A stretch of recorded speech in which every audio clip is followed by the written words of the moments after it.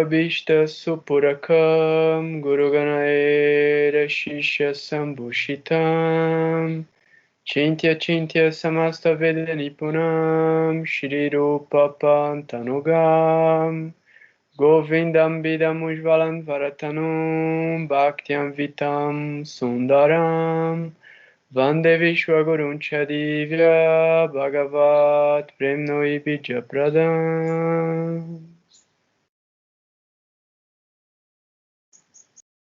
Vanchakalpatarubhyascha Kripasindubhya evacha Patitanam pavanebhyo Vaishnavebhyo Namo Namaha.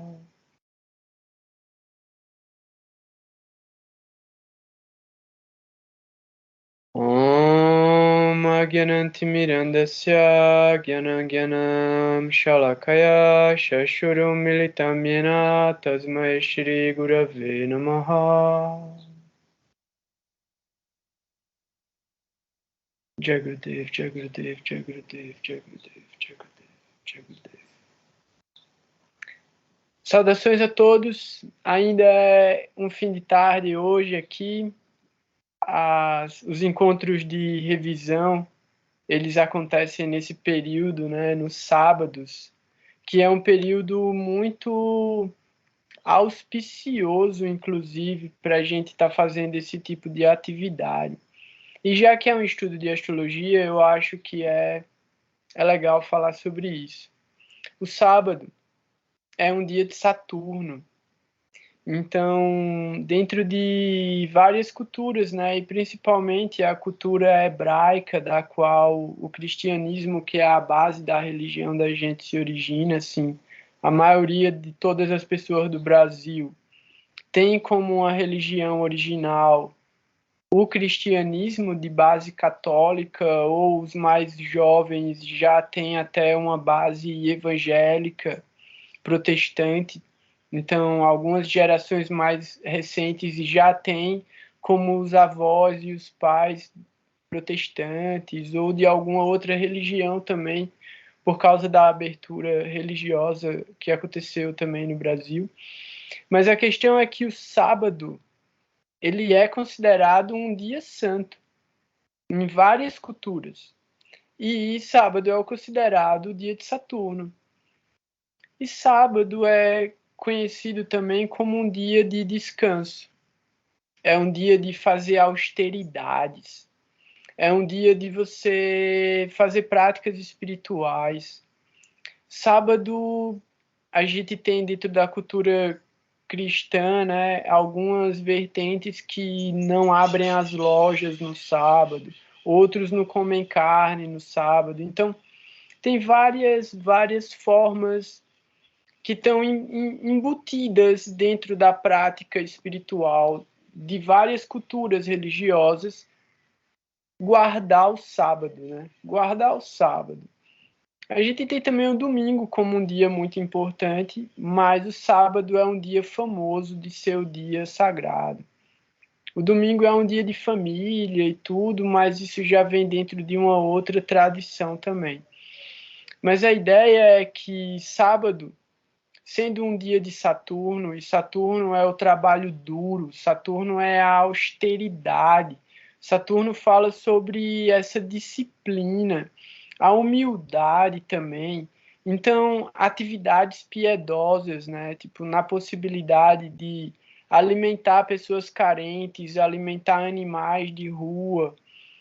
Tudo isso é muito favorável de ser feito no sábado, né? Doações podem ser feitas no sábado, visitar asilos pode ser feito no sábado, visitar pessoas mais velhas, reverenciar essas pessoas, né, no sentido de dar atenção para elas. O sábado é muito auspicioso para fazer isso.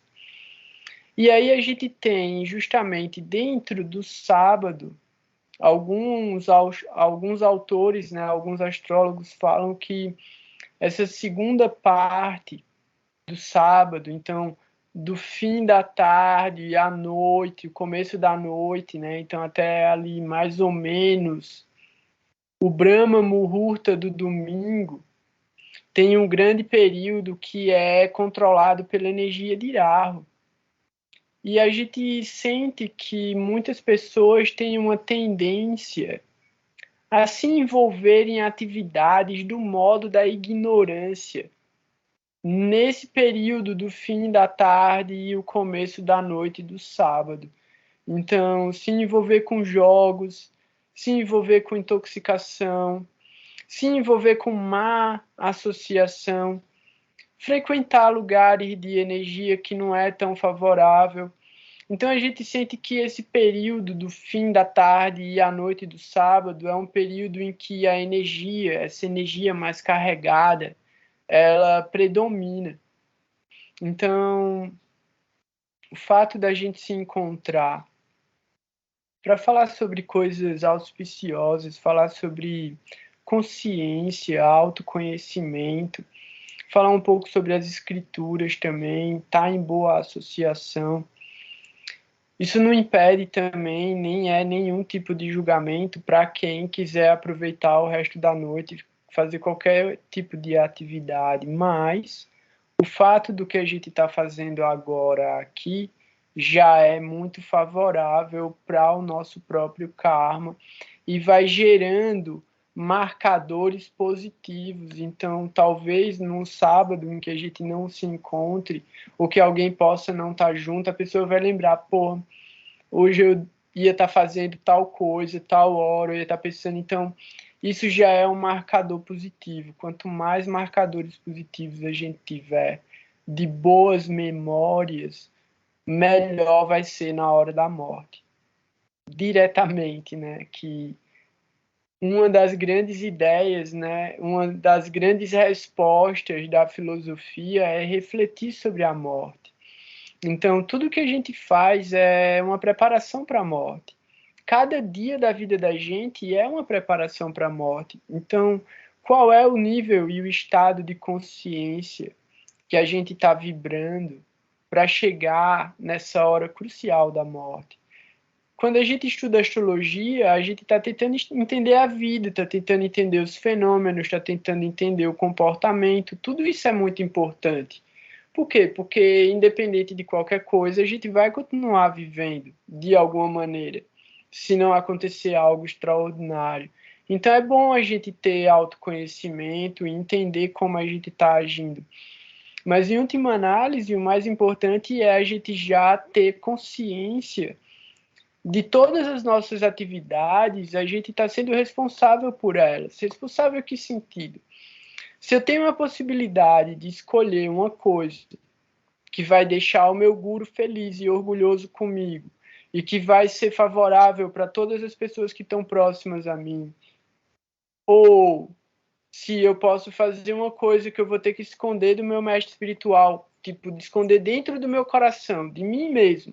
Eu vou fazer uma coisa, eu vou escolher uma coisa que eu vou ter que esconder ela de mim mesmo, esconder ela de todas as pessoas, porque eu não me orgulho dessa escolha, e eu saber que o resultado dela não é benéfico nem para mim e nem para ninguém que está envolvido. Tipo, consciência está mais ou menos por aí, assim, tipo, a inteligência, esse é um ponto crucial para a inteligência.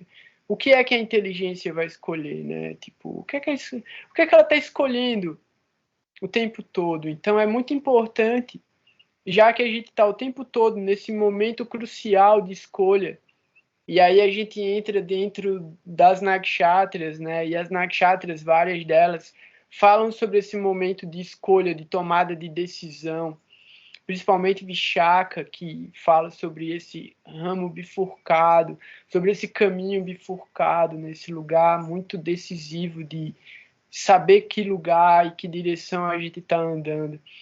Então, tudo é favorável. A gente tem que entender todo tipo de conhecimento como favorável, desde que ele sirva de parâmetro e orientação para a nossa evolução espiritual. Então, que tudo o que a gente venha a trocar entre nós seja mérito da nossa própria associação e misericórdia dos mestres espirituais. Então, para a gente poder estar reunido aqui também e receber esse conhecimento de uma fonte tão fidedigna, inevitavelmente cada um aqui tem a sua quantidade de mérito e responsabilidade de usar esse conhecimento corretamente para o benefício das outras pessoas, de todas as pessoas que a gente puder encontrar. Então, em última análise, esse é o conhecimento que revela a alma. Então, ele não tem como a gente calcular isso. É como o Prabhupada falava, é um presente inigualável. Então, quando o Prabhupada foi para os Estados Unidos e ele teve a oportunidade de ter um lugar que as pessoas que estavam encontrando com ele, já estavam seguindo ele, arranjaram um lugar que era uma lojinha em Nova York, uma lojinha bem pequenininha, eu não lembro o nome do bairro, talvez seja no Bronx, eu não sei. Se o Mohan souber, é uma lojinha.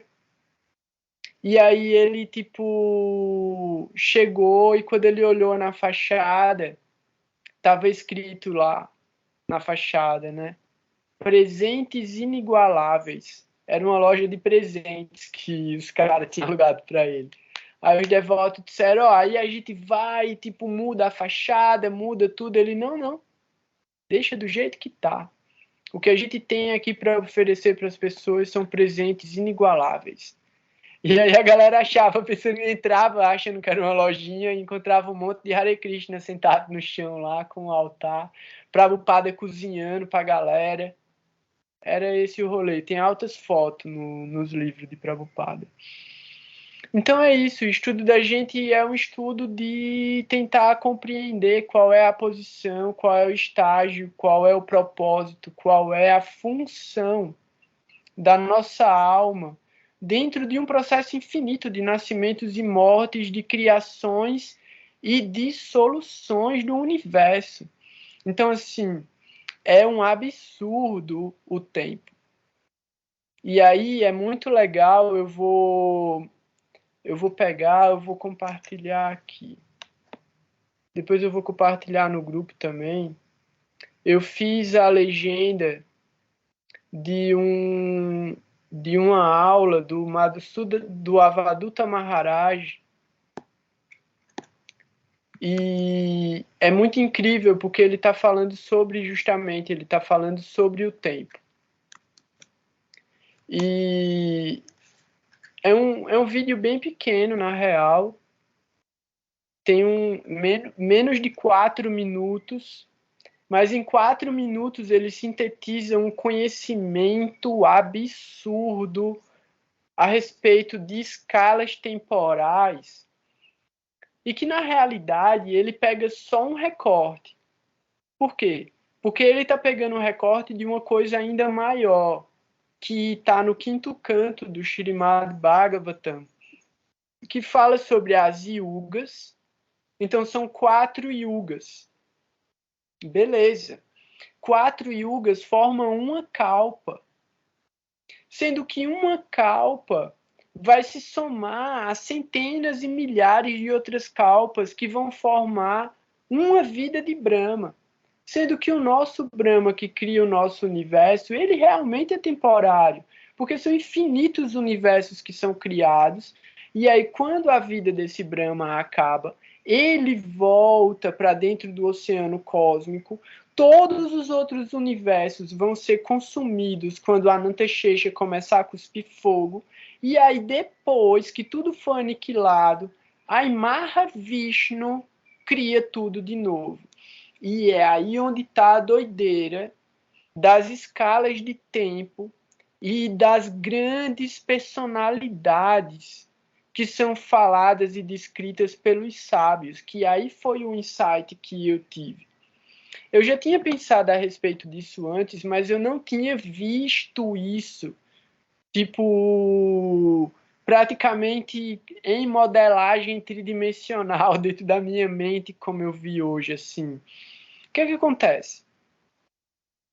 Quando tá nas escrituras e aí fala, né, tipo, cada yuga é 4 vezes maior do que a outra, começando pela menor. Isso é o que o Avaduta Maharaj está explicando. Então quer dizer que a yuga que a gente está agora, que é a Kali Yuga, ela é 4 vezes menor do que a do Apara Yuga.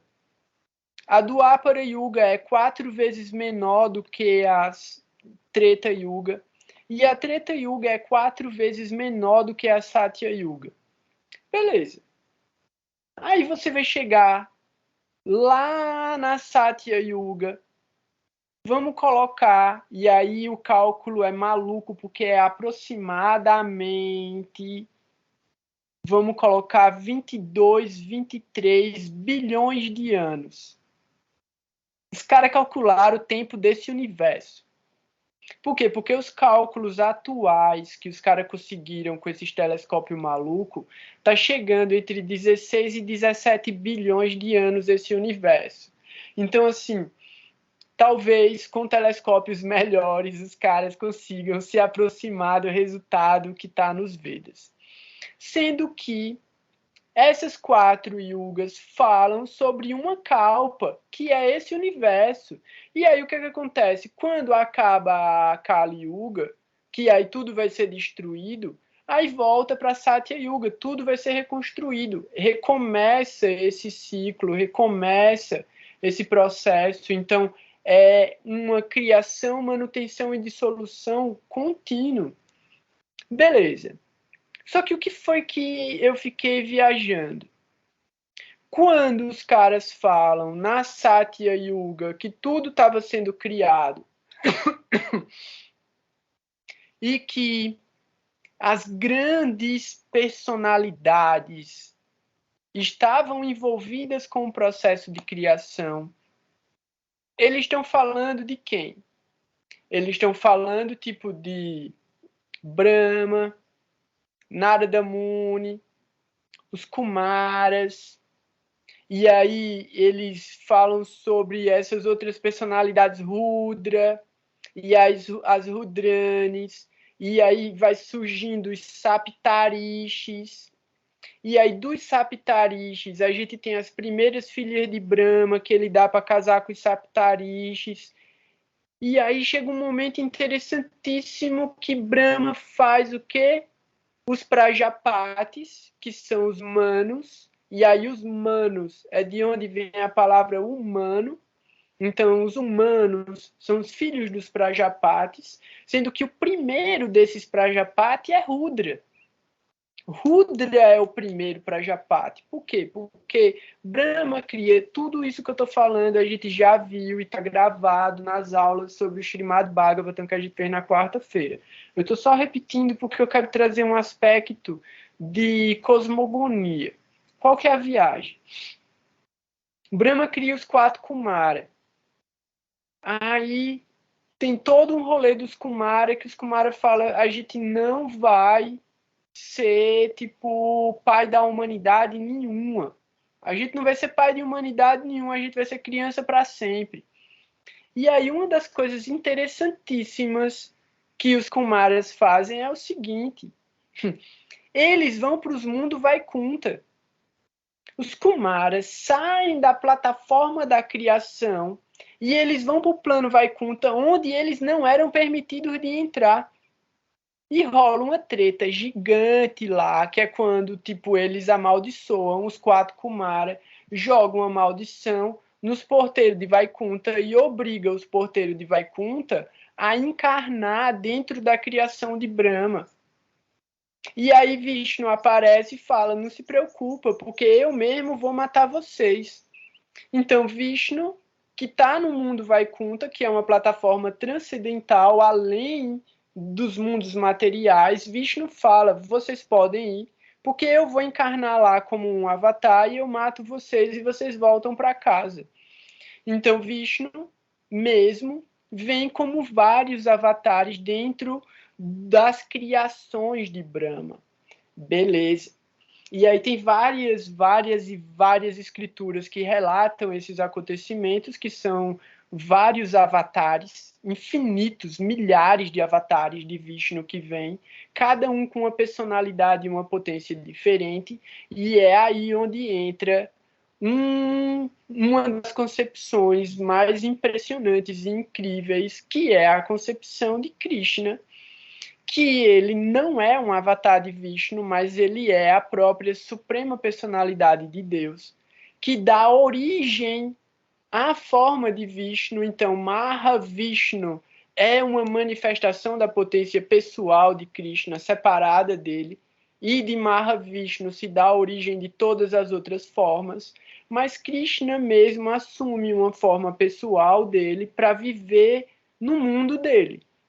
E quando ele escolhe uma criação dentro de todas as criações e ele se manifesta uma vez lá dentro para executar os passatempos dele. Então, no planeta da gente, no planeta Terra, isso aconteceu há mais ou menos 5.000 anos atrás. E não vai se repetir enquanto o Brahma da gente estiver vivo. Na vida do Brahma da gente, isso não vai acontecer mais. Então, o Brahma da gente vive 100 anos. Um dia de Brahma são 4 yugas. Então, esses 23 bilhões de anos, que aí a gente ainda vai ter até a aniquilação, vamos colocar aí uns 40 bilhões de anos. Esses 40 bilhões de anos vão representar um dia de Brahma, e esse Brahma vive 100 anos.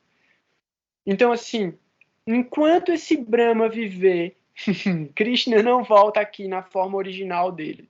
Ele pode voltar aqui como qualquer avatar. Ele pode vir numa forma de avatar como um gato. E ele já veio como um gato, mas ele não era só um gato.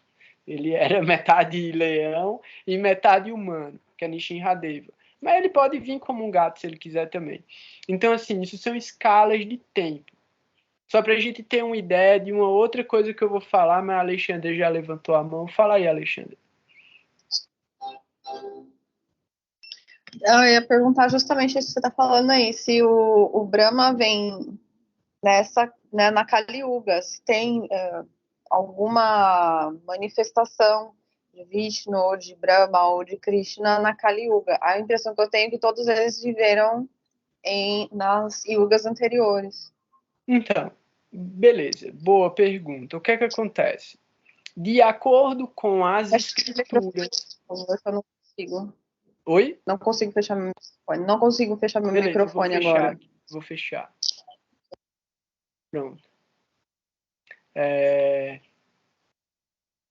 A encarnação de Krishna, Krishna como Gopala, Krishna vaqueirinho, ela aconteceu nesse mundo 5.000 anos atrás e ela marca a transição da Dwapara Yuga para Kali Yuga. Então Krishna veio e ele é o avatar que marca o início da Kali Yuga. Então Krishna, através dos passatempos dele que estão dentro do Srimad Bhagavatam e do Bhagavad Gita que está dentro do Mahabharata, ele já deixa o tutorial, tipo, dentro da Kali Yuga, siga essas instruções que você vaza.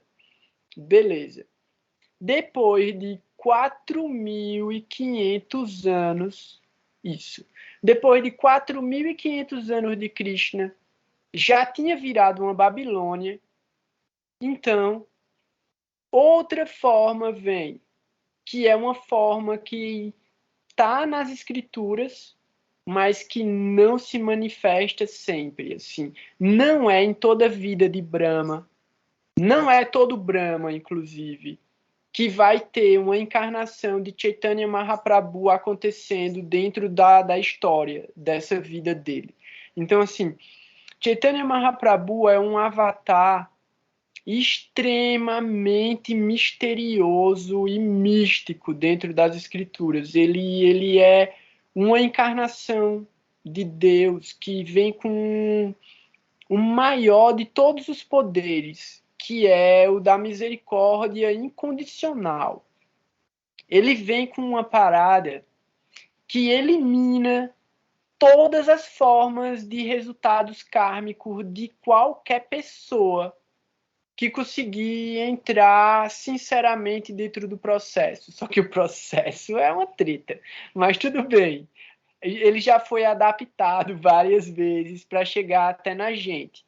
Mas o que Mahaprabhu deixou é incrível. É incrível. Tipo, é o remédio absoluto para todas as mazelas da existência.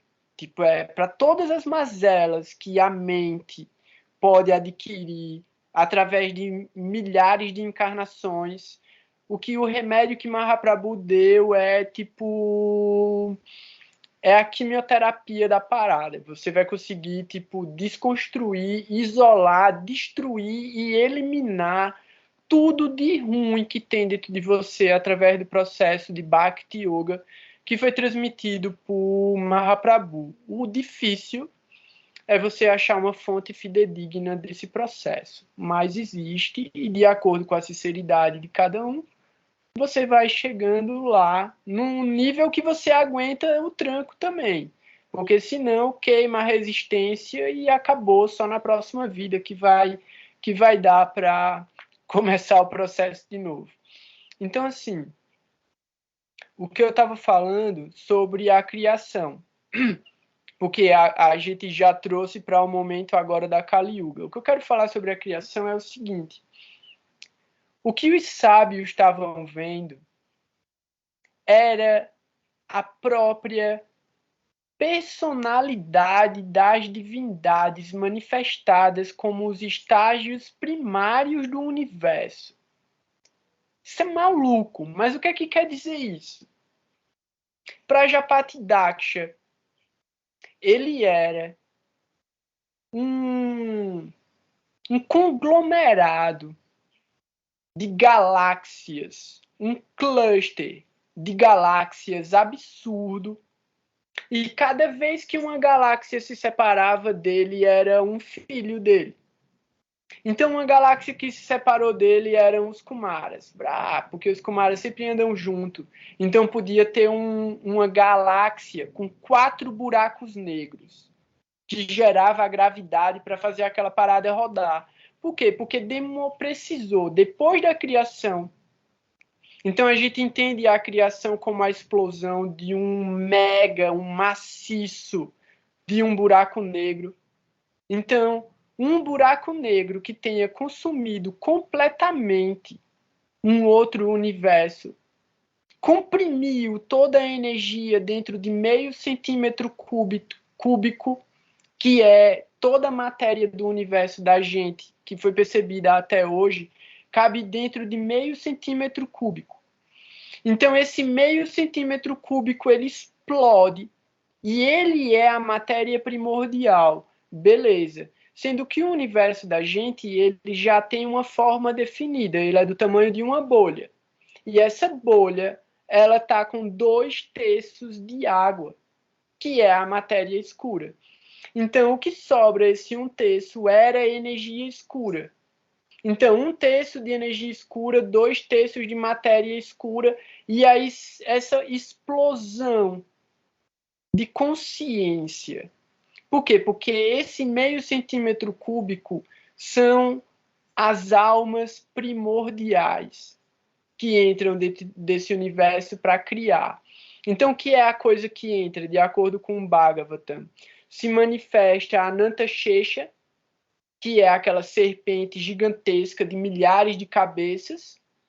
Vishnu está deitado em cima de Anantashesha, meditando com os olhos semicerrados, e Lakshmi Devi está lá com ele.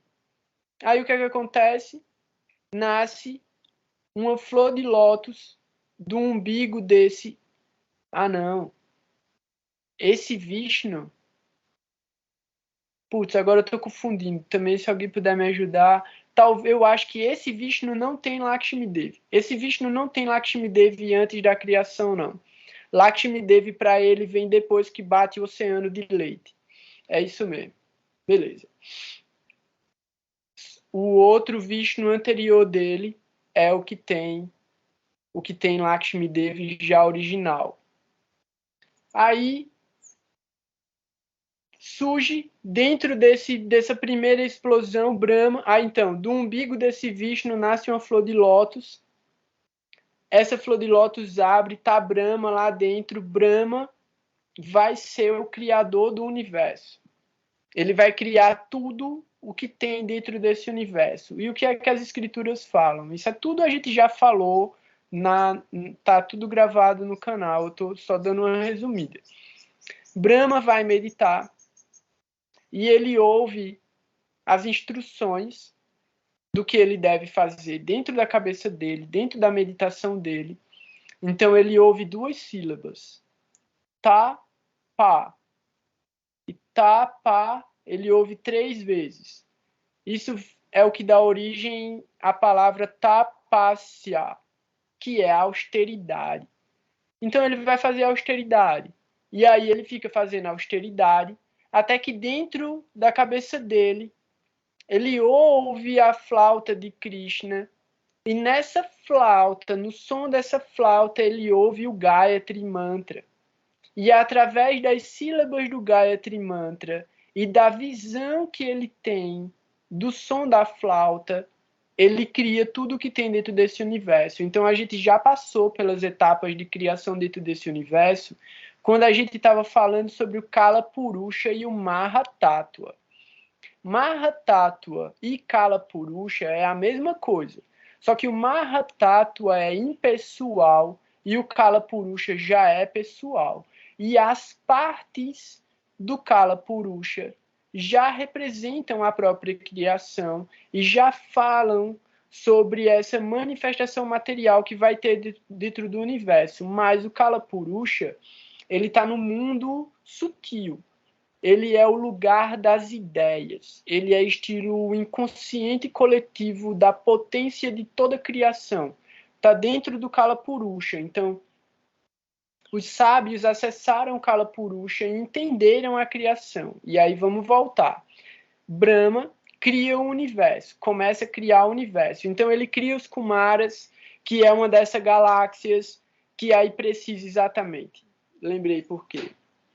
Depois da criação, a gravidade, ela precisa de um tempo até ela fechar um ciclo e poder gerar um buraco negro dentro dela mesma. Ela precisa queimar a própria energia.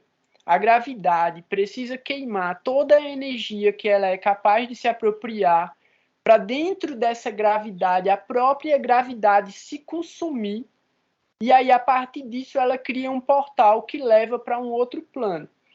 Então o que é que acontece?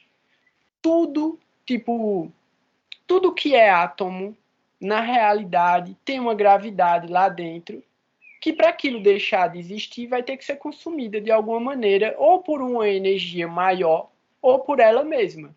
Então, quais são as maiores energias que a gente tem dentro do universo? As estrelas. São as maiores gravidades do universo. De acordo com a gravidade de uma estrela, ela puxa outras estrelas. Então, assim, a gente tem outro dado incrível.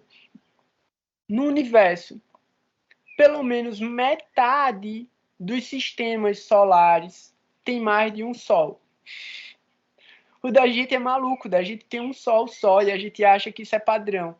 Mais da metade dos sistemas solares do universo tem mais de um Sol. E esses sóis estão gravitando alguma energia que a galera não entende. Qual que é a energia que bota 2 sóis para gravitar? Por quê? Porque eles estão gravitando entre eles. Então, as forças criaram uma conexão entre 2 estrelas. E essas 2 estrelas criaram um sistema ao redor deles, de planetas, de asteroides e de tudo. Então, o que é que acontece? Até a energia do Sol gastar inteira e ele virar um buraco negro, aquilo é uma consciência. Então a gente tem que entender que na hora que tudo explodiu, o que explodiu estava funcionando meio que ainda precisando de uma organização. Estava se formando as forças gravitacionais que colocaram os elementos que explodiram no primeiro momento do Big Bang em organização. Isso é o processo de autoconhecimento de Brahma. A austeridade de Brahma foi para criar uma potência capaz de organizar toda a energia que esse universo recebeu. Então Brahma medita, e através da meditação de Brahma ele recebe a instrução do que ele deve fazer, que é criar. Então o que é que ele vai criar? Ele vai criar a mensagem que ele recebe através do Gayatri e da visão que ele tem de Goloka Vrindavana. Então Brahma começa a criar através dos pensamentos dele. Brahma vai pensando e as coisas vão se formando. Por quê? Porque tudo é pensamento. Tudo é consciência. E Brahma está no modo da paixão. E a paixão é o modo criativo. Então, a paixão que Brahma está, o desejo que Brahma está, o fogo que está queimando dentro de Brahma, é um fogo criativo. Ele está criando as coisas. No que ele está criando, do ponto de vista tipo cósmico, a gente está entendendo o quê? As gravidades que colocam essas grandes galáxias para se organizar individualmente enquanto elas se expandem. Beleza. Aí a gente tem o Prajapati Daksha, que é um dos pais de todos os seres, de todas as consciências, porque aí não tem humano ainda. Não existe humano, não existe nem terra, não existe nem tipo vida material ainda. É tudo energia cósmica e consciência. Então essas energias cósmicas, um grande conglomerado de milhares de galáxias, é o Prajapati Daksha. Isso é o que os sábios viram. Os sábios viram uma grande consciência que comandava um grande poder de criação dentro do universo. Prajapati Daksha. Então, Brahma vai e cria os Saptarishis, 7 outras grandes formações de galáxias. Aí o que é que ele precisa? De filhas. E aí ele coloca a energia criativa lá dentro para casar com os Saptarishis e criar mais diversidade. E aí, o que é que o Prajapati Daksha faz? 27 filhas. E ele dá as 27 filhas para essa forma cósmica que é Chandra. Então, a gente já entende o quê? Essas 27 filhas, que são as nakshatras, os sábios olhavam para o céu e viam aquela energia que se formava como uma pessoa. E é por isso que a gente faz sempre um estudo pessoal. Tudo é pessoa. O Sol é uma pessoa, Marte é uma pessoa, a Lua é uma pessoa, Júpiter é uma pessoa, porque são superconsciências. E é aí onde tipo tá também o que o Avaduta Maharaj fala, que é sobre o que eu coloquei no vídeo, né? Que é sobre Atma. Atma é a alma individual. Então, até que todas essas grandes forças combinadas começassem a criar as oportunidades para que a alma da gente pudesse entrar dentro do universo e continuar o processo de existência da gente, demorou muito tempo. Essa é a doideira. A alma da gente é eterna, beleza. A alma da gente pode vir de uma outra kalpa, de uma outra manifestação, não desse mesmo universo. A gente pode vir de um outro universo que já se destruiu. A alma da gente não foi para o plano transcendental, que é infinito e eterno, então a gente continuou preso por causa do nosso próprio karma, só que a gente foi dormir. A meta última do budismo, que é o Nirvana, todas as almas que não se liberarem, que não forem para o plano transcendental, vão alcançar o Nirvana. Todas. E o Nirvana é ir dormir. Então a gente vai ficar dormindo até o momento que surja a oportunidade, a fichinha, pronto. Quando o universo da gente for aniquilado, a gente vai ganhar uma fichinha numerada para dizer, tipo, vai ficar esperando dar a chamada lá. Acender a luzinha e dizer F 432 G 25 H não sei o que lá, não sei o que lá, não sei o que lá, não sei o que lá, não sei o que lá, não sei o que lá, não sei o que lá, não sei o que lá, vai passar uns 40 minutos só para o cara saber que é ele que está sendo chamado, mas não existe tempo, é eterno, né? Então o cara vai ser misticamente despertado e quando ele acordar ele já vai estar dentro da barriga de algum bicho, dentro da barriga de alguém, em algum planeta maluco, para poder continuar vivendo o que ele não terminou de viver aqui, velho. É inevitável, é isso que as escrituras estão explicando. E a doideira é que eu achava que na hora que o universo explode e as coisas começam a rolar, todas as almas que estavam adormecidas já voltavam, mas elas não voltam, não. É preciso um momento específico para poder ganhar nascimento. E é aí onde entra também nas escrituras o privilégio da vida humana. Por quê? Porque existem bilhões de almas dentro do corpo da gente. E nenhuma delas toma conta do corpo da gente. Só uma alma toma conta do corpo da gente, que é o Atman. É a nossa própria alma. Mas dentro de cada célula da gente tem uma outra consciência lá.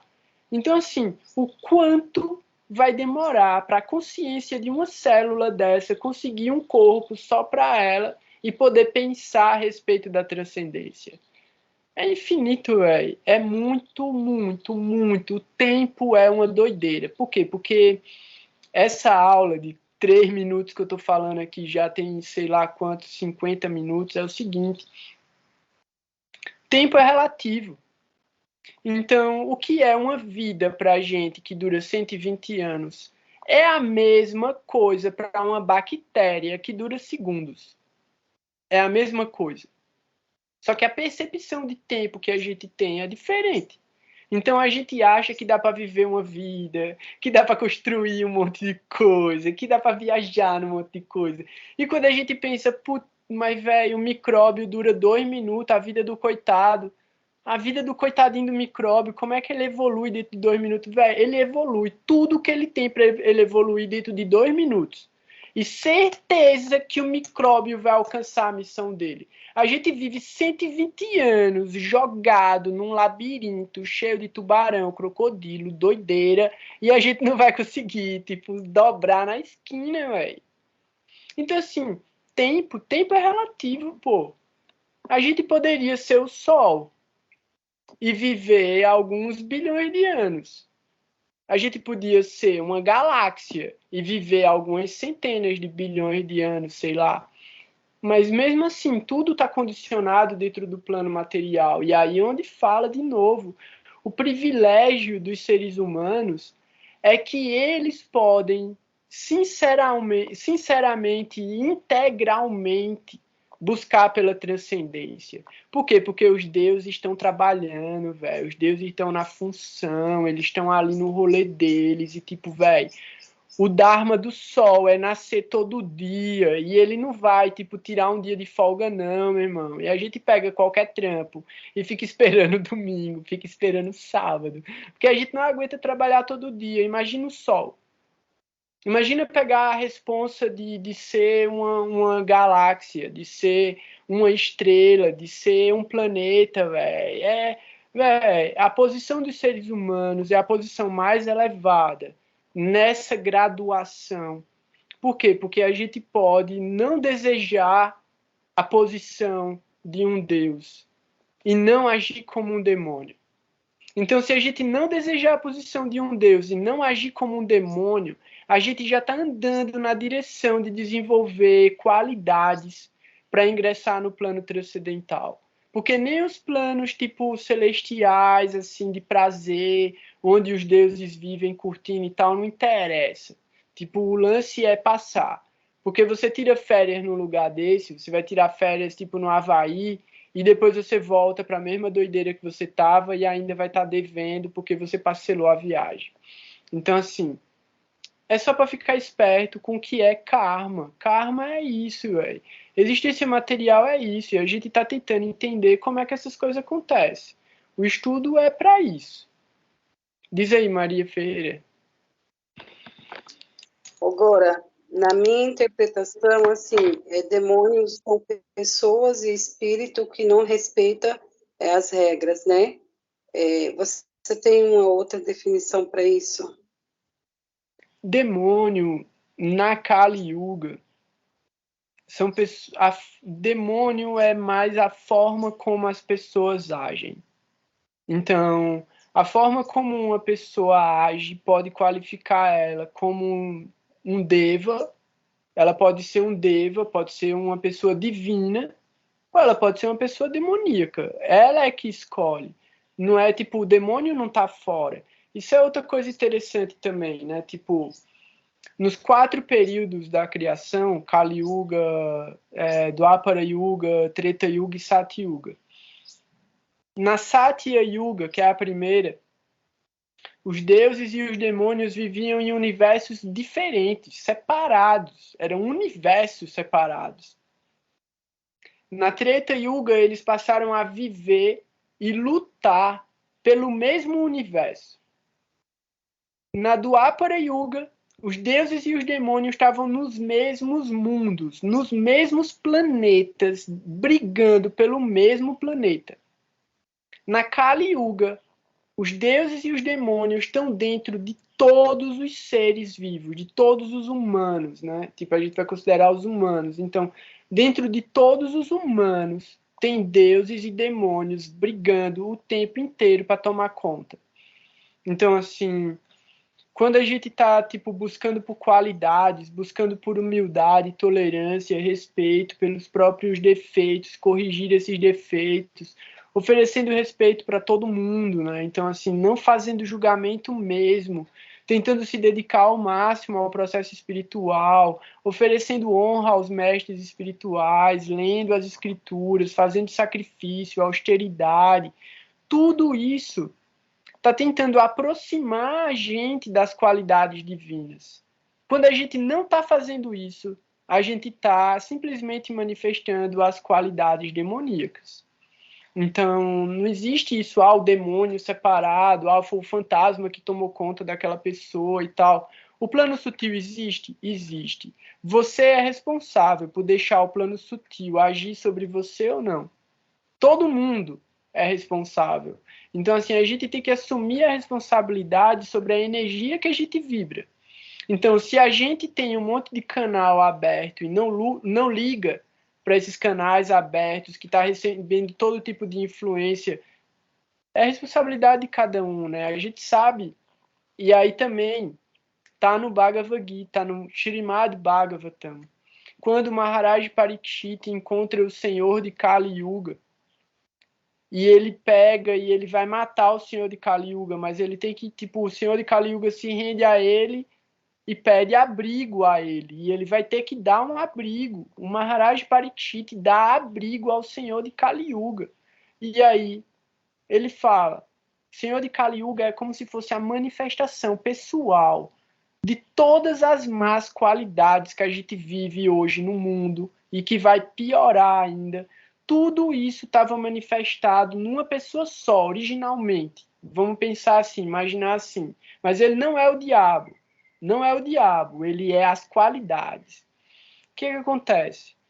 O Maharaj Parikshit fala para ele, você vai viver em todos os lugares onde houver enganação. Então, enganação através dos jogos de azar, todos os tipos de mentira e enganação. Você vai viver em todos os lugares onde houver violência, então matança de animais, violência, agressão. Você vai viver em todos os lugares onde houver sexo ilícito. Então, todos os lugares onde tipo as más qualidades sexuais estiverem se manifestando, você vai viver lá. E todos os lugares onde houver intoxicação, de qualquer forma, você pode viver lá. Porque ninguém de qualidades divinas vai andar nesses lugares e vai incomodar você. E aí, depois, eu não sei se foi Bhaktivinoda Thakur ou se foi Bhakti Siddhanta que falou, que revela, né? Todos os lugares onde houver ouro ou riqueza em excesso e não tiver valores espirituais. Porque através disso você se degrada dentro desses 4 elementos. Violência, que aí você vai, sei lá, pessoas não têm limite em relação àquilo que elas querem desfrutar. Então, intoxicação, jogos de azar, até tem o Kanak Kamini Pratista, né? Então, você vai se corromper através da fama, você vai se corromper através do poder, ou você vai se corromper através da associação com pessoas do sexo oposto para desfrutar do sexo oposto. Então, onde houver essas energias, o Senhor de Kali Yuga está lá. Mas não quer dizer que é uma pessoa que vive naquele lugar. Não, as qualidades estão naquele ambiente. E por causa do ambiente, a gente se contamina com essas qualidades. E é inevitável e é voluntário. A gente escolhe estar nesses ambientes. Só que, vamos pensar, karmicamente, a gente nasceu no Brasil. E o Brasil é o lugar disso, tá ligado? Tipo, o Brasil é o lugar do jogo de azar, o Brasil é o lugar do sexo ilícito, o Brasil é o lugar da intoxicação, o Brasil é o lugar da enganação, né, da corrupção, da exploração, da violência, do homem contra o homem. Então, assim, de alguma maneira, o karma da gente jogou a gente dentro desse lugar, dentro dessa circunstância kármica, mas, ao mesmo tempo, veio Mahaprabhu e entregou para a gente uma solução, um tutorial, um mecanismo, estilo uma liberdade desse cativeiro. Só que depende da gente seguir as instruções recomendadas e a gente não vai, muito dificilmente a gente vai conseguir fazer isso numa vida só. Então, por isso que é tão importante a gente deixar marcadores muito claros do caminho que a gente está seguindo para a gente poder tentar lembrar desse caminho de alguma maneira numa próxima vida. E é isso que a gente está tentando fazer agora, porque quando a gente estuda o mapa, a gente está justamente olhando para essas marcas kármicas e tentando identificar elas ao longo da vida da gente, para que a gente possa resolver o karma que está se manifestando constantemente e poder ir evoluindo dentro do processo.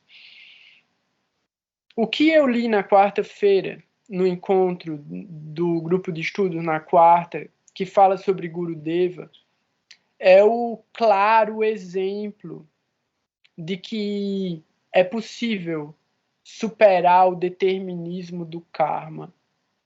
Se você for uma alma rendida, se você for uma alma pura, se você realmente for sincero e você se dedicar e você se colocar completamente entregue ao processo e ao mestre espiritual ou ao seu guia interno, seu coração, o amor, o afeto, seja o que for.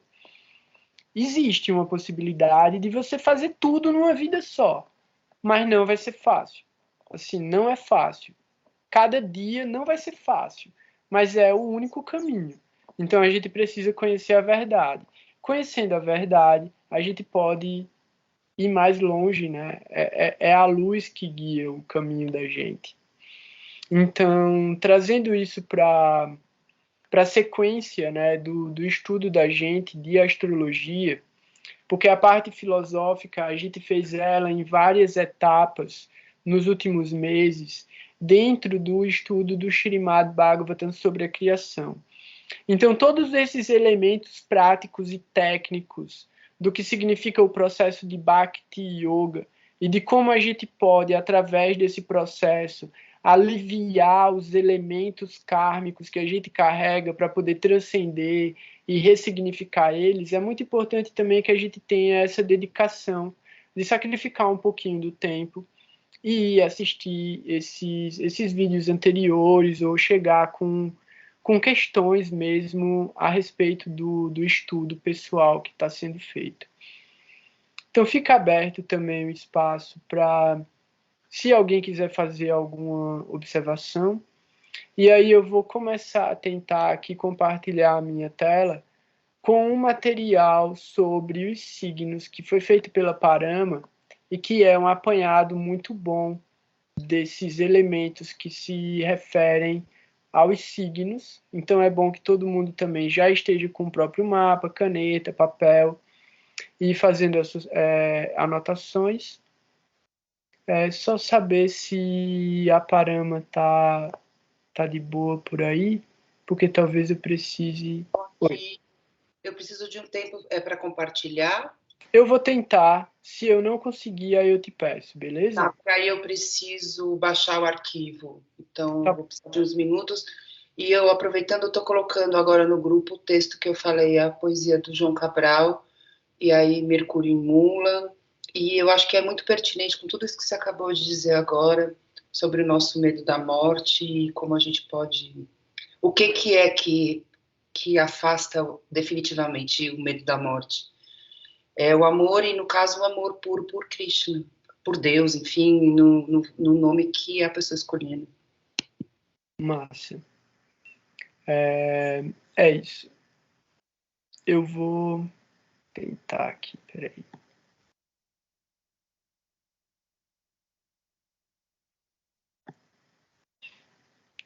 Vocês estão vendo a minha tela? Precisa aumentar mais? Nem dá também. Isso é o máximo. E eu não estou vendo ninguém mais então. Então, quem quiser falar, liga o microfone. Vocês estão vendo? Tá? Alguém está vendo aqui a tela? Está aparecendo, sim. Beleza. Pronto. Então é isso. Vocês devem estar com esse arquivo no grupo. Vocês baixam o arquivo também para ir acompanhando. Aqui vocês estão vendo num formato circular, começando por Áries, Touro, Gêmeos, Câncer, Leão, até chegar em Peixes. Aqui tem um texto que a Parama pegou e traduziu do livro da Comila Sutton, Essência da Astrologia Védica. Então, eu vou ler rapidinho aqui, ó. Na astrologia védica, o zodíaco é referido como Kala Purusha, o tempo eterno que não tem princípio nem fim. Nos Vedas, a elíptica é descrita como o Sudarshana Chakra, a roda na mão do Senhor Vishnu, criador do universo. O chakra inteiro é de 360 graus. Então, assim, só para fazer uma observação também, né? Vishnu, que é de onde nasce a flor de lótus, de onde nasce o Senhor Brahma, ele é o ser original do universo. Brahma é filho dele. Então, Vishnu tem a Sudarshana Chakra, que fica na ponta do dedo, o indicador dele. Então, o chakra inteiro é de 360 graus, dividido em 12 partes ou rachas de 30 graus cada, representando 12 constelações, os signos do zodíaco. Juntos eles contam uma história da evolução cósmica da alma. Cada constelação cria uma área especial de influência que forma as características desse signo no zodíaco e mostra como o signo dirige a sua energia. Cada rashi governa uma casa do seu mapa natal e assim ajuda a descrever a parte da sua vida representada por essa casa. Cada um terá de refletir sobre como os signos se manifestam no seu próprio mapa. A experiência de cada um deles será ligeiramente diferente. Pronto, aqui. Desculpa, agora eu queria fazer uma observação nesse ponto. Eu deixei o texto original da Comila, claro, mas o que eu acho, desculpa, só um minutinho, é que a experiência não é ligeiramente diferente, ela é completamente diferente de uma pessoa para outra. Então, fica aqui uma ressalva minha, pessoal. Beleza, tá certo, é isso mesmo. A gente só está sendo fidedigno à Comila Sutton, mais aberto a todos os tipos de observações. Voltando. Aqui está uma representação da Sudarshana Chakra com a pena de pavão. E aqui está a Sudarshana Chakra na mão de Vishnu. Ele está com a concha também na outra mão. A Sudarshana Chakra, do sânscrito, disco da visão auspiciosa, é uma arma giratória semelhante a um disco, com 108 dentes serrilhados, usada pelo Senhor Vishnu. 108 dentes são os 108 padas das 27 nakshatras. Rashi Kundali. Com esse sistema, cada casa tem 30 graus da... Desculpa te cortar, perdão mesmo. É uma observação que é sobre Rahu e Ketu, que foi justamente com essa arma que o Sr. Vishnu separou Suarbano, separou a cabeça do resto do corpo, e aí é o mito de surgimento de Rahu e Ketu.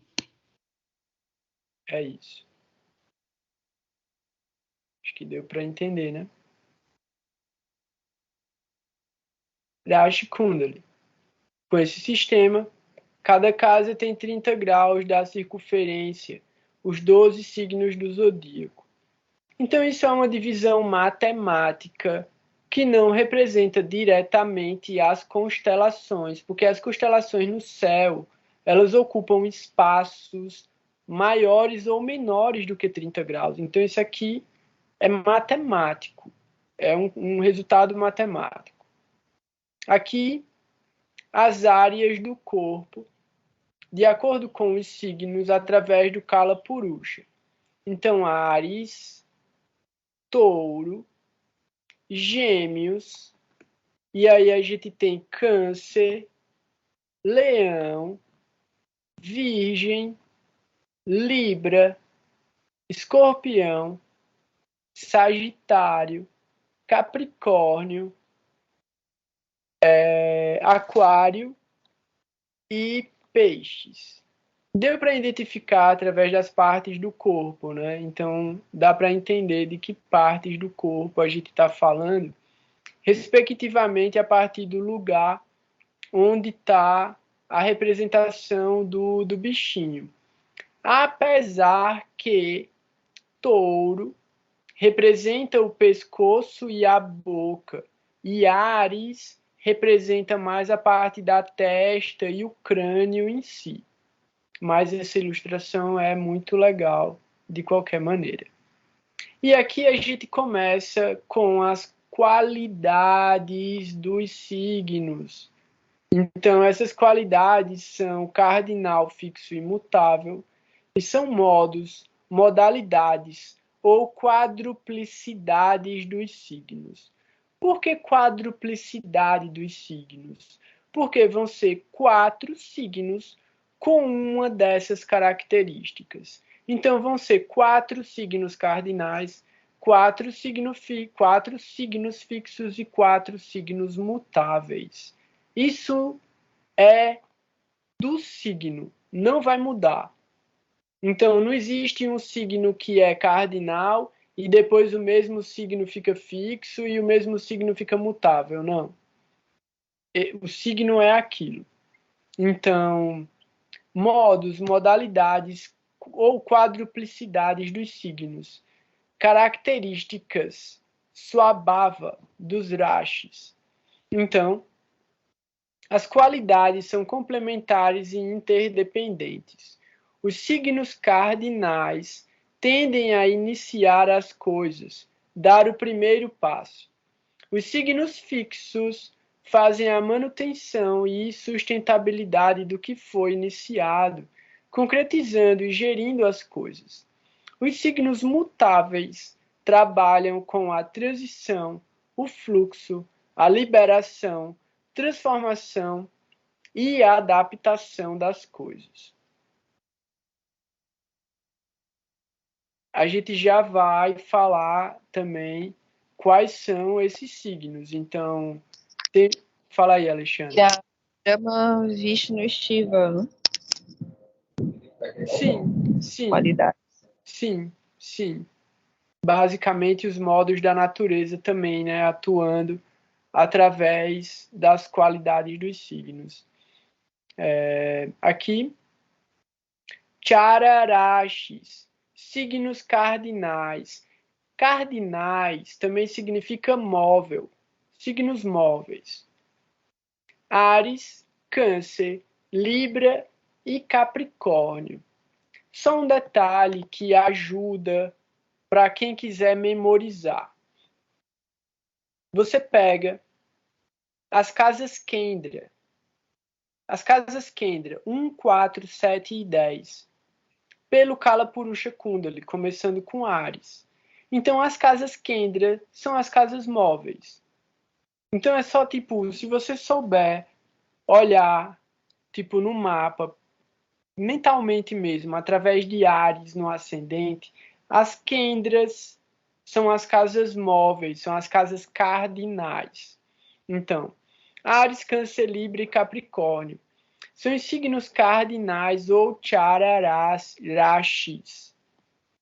São positivos e orientados para a ação, com a natureza extrovertida. Enfatizam liderança, ambição, força, impulsividade, voluntariedade e autoconfiança.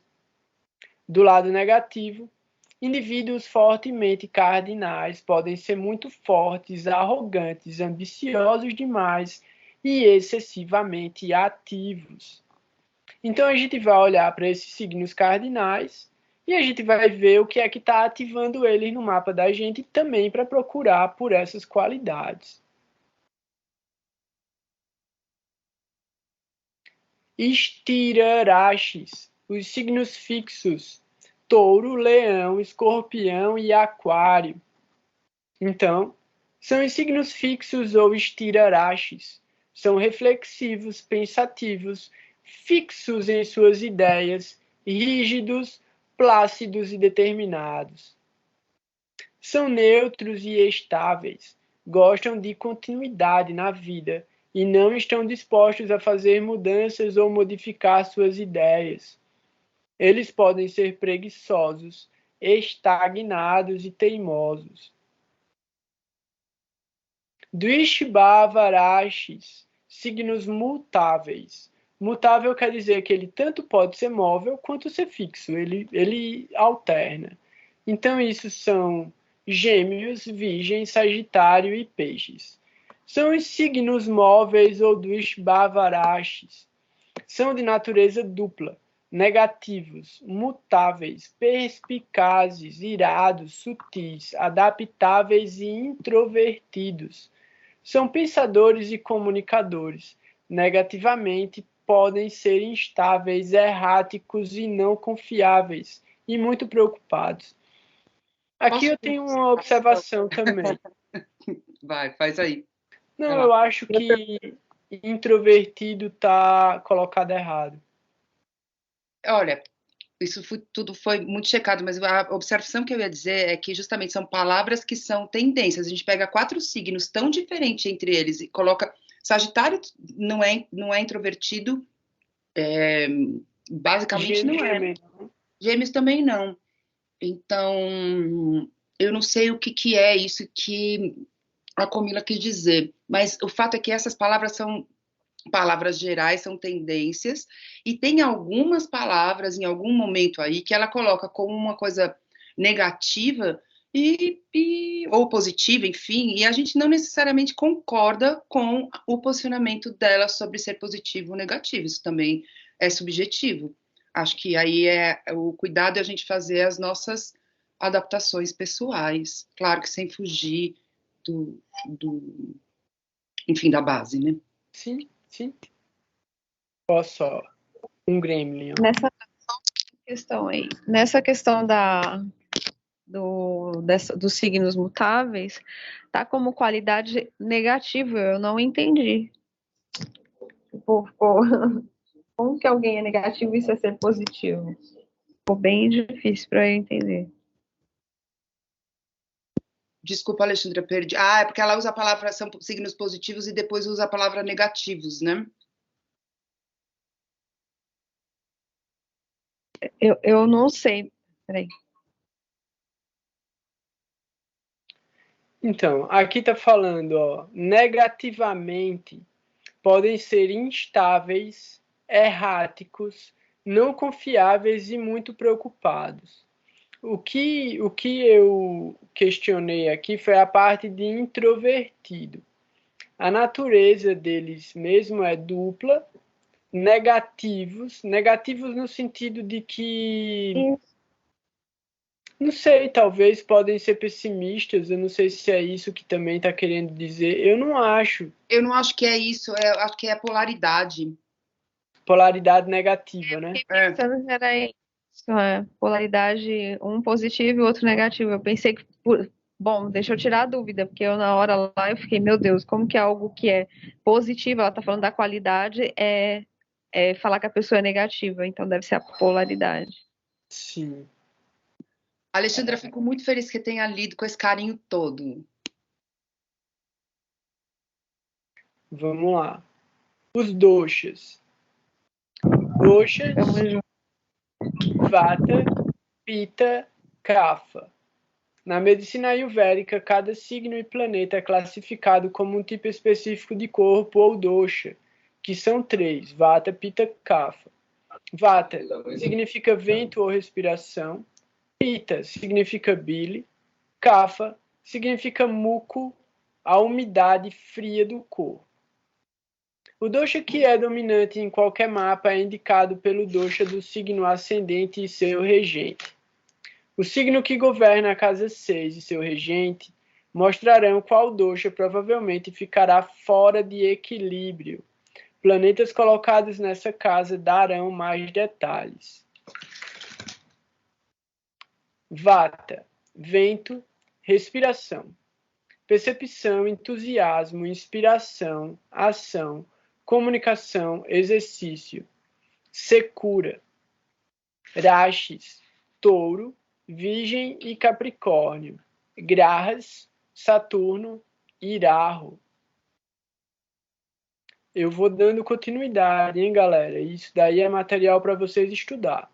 Goura, rapidinho, eu chequei no livro, a palavra que ela usa é introvertido mesmo. Então, para a gente pensar no assunto, o que ela está querendo dizer com isso. Eu não concordo também, como você, nem Gêmeos nem Sagitário, não faz sentido. Beleza. Eu acredito realmente mesmo que ela colocou, e ela deve ter uma explicação para ela ter colocado. Eu só não conheço a explicação, mas vamos tentar encontrar. Pita. Bile. O fogo é necessário para digerir os alimentos. Pita produz calor e controla a digestão. Fome, sede, alegria, flexibilidade, inteligência e visão.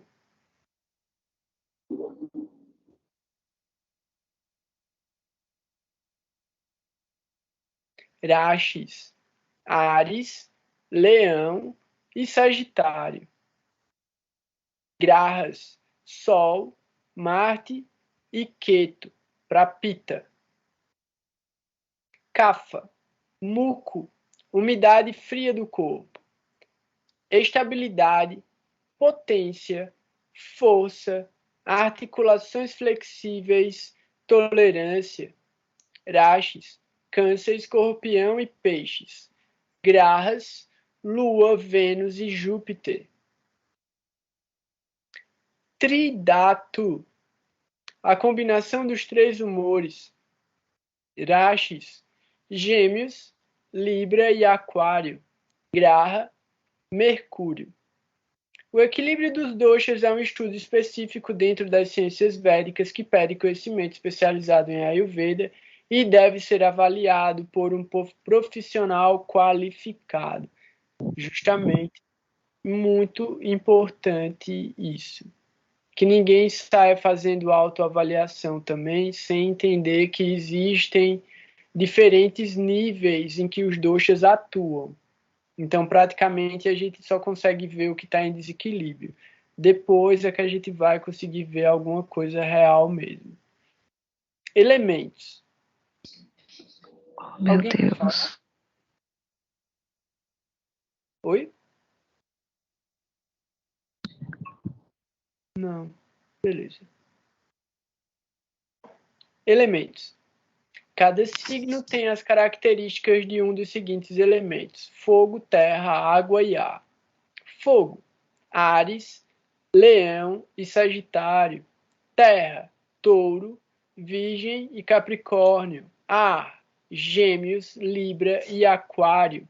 Água, Câncer, Escorpião e Peixes. Fogo. Posso perguntar? Fala. É que eu tô tentando meu microfone ficar desligando sozinho. Tridato também é um dosha? É isso que eu entendi ali? Então, tridato não é um dosha. Tridato é a mistura dos três doshas. Ah, tá bom. Porque daí eu não tinha visto o Mercúrio nos outros, aí eu vi que ele estava nesse tridato. Então, é porque Mercúrio representa a mistura dos três. Uma outra coisa importante de saber é que justamente existe muitas avaliações de camadas diferentes que são feitas dentro do Ayurveda, então são avaliados 3 níveis diferentes. E cada um desses níveis pode ter os 3 elementos misturados. Então não é fácil de avaliar os doshas assim, não é uma coisa tipo, o meu é esse e tal, e é isso e acabou, não. É um pouquinho mais complicado. Mas é isso. Aqui. Elemento fogo, Áries, Leão e Sagitário. Dinâmicos, vontade forte, independentes, contundentes, dramáticos, argumentativos, egoístas, líderes, dominadores, autopromocionais. Né? Os signos de fogo fazem grandes líderes, artistas, esportistas, atores e outras personalidades públicas. Só uma observação também é que, mais uma vez, a gente está vendo palavras, né? Então, essas palavras, elas vão acrescentando elementos naquele jogo de palavras que a gente já tem através do código-fonte. Então, tudo isso são elementos que vão se somando aos elementos que a gente já tem conhecimento. Então, Terra, Touro, Virgem e Capricórnio. Práticos, duradouros, estáveis, materialistas, sensuais, físicos, apegados, sem imaginação, resistentes e conservadores. Inclinação para os tipos de trabalho que enfatizam o lado prático da vida. Ar, Gêmeos, Libra e Aquário. Comunicativos, mutáveis, criativos, inspiradores, sociais, independentes, mentais, intelectualmente orientados, confusos, sem senso prático, relutantes, enganosos, irrealistas e nervosos. Inclinação para os tipos de trabalho mental e intelectual, fazendo bons jornalistas, filósofos e escritores. Água, Câncer, Escorpião, Peixes. Intuitivos, reflexivos, emocionais, compassivos, atenciosos, intensos, secretos, apegados à família, destrutivos, estagnados e confusos. Fazem bons curandeiros, enfermeiros, professores, cozinheiros, escritores e médiums. Gunas, Sattva, Rajas, Tamas, os modos da natureza material. Como uma observação interessante também, a gente teve um estudo bastante interessante do Bhagavad Gita, que em vários momentos a gente se refere aos modos da natureza. Então, é legal também que quem quiser dar uma ouvida, né, tá no Spotify, é bem legal. Então, aqui começa falando sobre a parte filosófica. Segundo a antiga filosofia védica, a criação é o produto do encontro de Purusha e Prakriti. E tem um capítulo do Bhagavad Gita que é Purusha Prakriti Yoga. Então, a criação é o produto do encontro de Purusha e Prakriti, as influências masculina e feminina. O Prakriti é o elemento principal, as forças regenerativas femininas, e está cheio de desejos e necessidades. O Purusha, que também representa a alma, encontra o Prakriti para criar vida. O objetivo do Purusha é desfrutar do que Prakriti tem para oferecer, e o Prakriti tem de satisfazer os desejos do Purusha. Quando isto acontece, ocorre o nascimento cósmico e o Ahankara surge, que é o ego individual, a mente e todos os sentidos. Em termos astrológicos, o Purusha é então representado pelo Sol, o Prakriti pela Lua e o Ahankara por Mercúrio. Quando começamos a pensar por nós próprios, também nos perguntamos qual é a nossa posição no cosmos. E nessa altura, quando realmente nos preocupamos com quem e o que somos, nasce o ego. A consciência tem um equilíbrio entre três qualidades, Sattva, Rajas e Tamas. Quando esta consciência universal se identifica com a individualidade, uma das três qualidades ou gunas fica desequilibrada e nós refletimos essa qualidade no nosso nascimento. É importante compreender os impulsos, gunas, dos planetas, que lhes dão os seus padrões de comportamento únicos, para que os possam identificar no seu próprio mapa. Os gunas aparecem na personalidade como características tanto positivas como negativas. Guna também significa cordão. Os cordões de cordel que compõem uma corda. A corda é a que vista como alegoria à personalidade.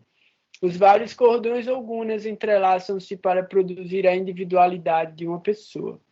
O atributo de cada guna é geralmente visto como mental e não físico, mas a mente tem uma grande capacidade de afetar o lado físico da nossa vida. Todos nós temos um equilíbrio dos gunas dentro de nós. Eles expressam-se como uma atitude mental, que nos leva a ver a vida de uma certa forma e tem prioridades particulares, e é vital que reconheçamos tanto os dons como os desafios que eles têm para oferecer nas nossas vidas. Levantou a mão, Alexandre, a Renata, foi mal.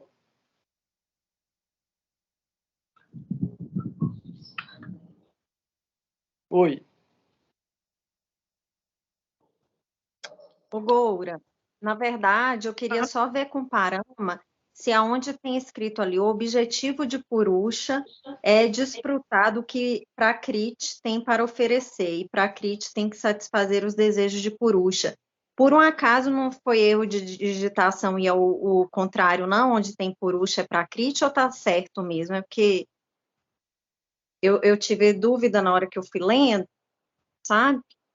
Só queria confirmar. Eu acho que está certo, sim, porque Purusha é a concepção do masculino e Prakriti é a concepção do feminino. Purusha é a consciência, Prakriti é a matéria. E aí é isso, Ixi, treta dos gatos, velho. Parama, ajuda aqui rapidinho. Tô aqui. Vamos lá. Só que ele deixou a tela, bom, enfim. Qual era? Eu peguei a dúvida da Renata. A Alexandra já falou.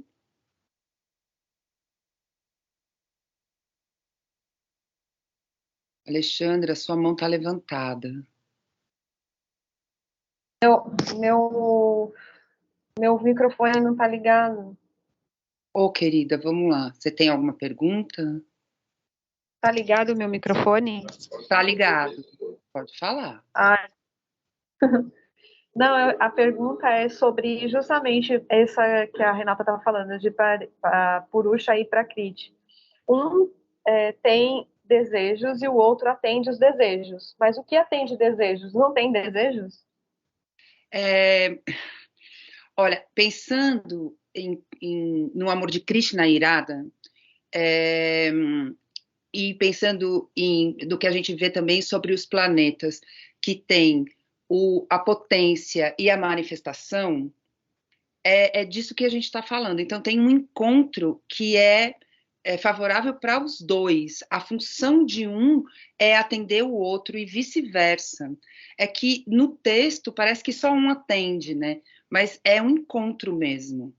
E esse atender dos desejos, ele é feito de forma voluntária e amorosa. É a função primária, assim, e tem a função primária de desfrutar, e tem um encontro disso, mas o desfrute é para os dois, assim, a realização é uma palavra melhor, é para os dois modos, como o Gora disse, um é consciência e o outro matéria, e aí tem esse encontro. Eu não sei se eu consegui explicar o que vocês queriam saber direito.